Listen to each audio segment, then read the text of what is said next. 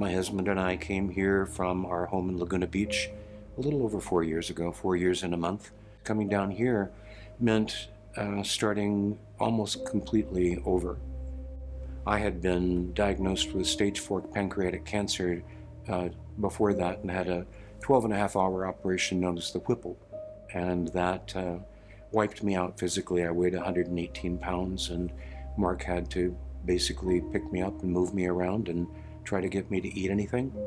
So when we came down here, we didn't have a doctor, and Mark went online and he chose Christopher Foltz, who just left here to go to Cedars-Sinai. Dr. Foltz turned out to be one of the marvels of humankind. He took care of me incredibly well. He made sure that I got every referral possible. I'm HIV positive, my husband was not, but he took both of us and watched out for my husband until he died just this last year during the pandemic. For the first 6 months after Mark passed, I did very little but scream.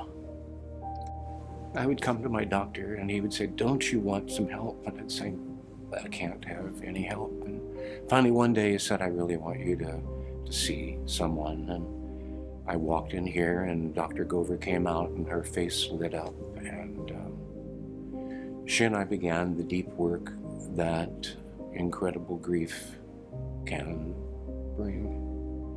And she stuck with me, and she smiled, and she did the hard things with me. And I'm not going to say that I've come through it, but I'm very different than I was before. And without Dr. Gover, I would still be home screaming. Desert AIDS Project does more than take people's health. People who have lost nearly everything, such as my husband and I, found incredible help here of every single way. So I would say that in every way possible, Desert AIDS Project has been a life support. And when someone is a life support to you, you have the obligation, the need, the desire, the mandate to turn around and pay back.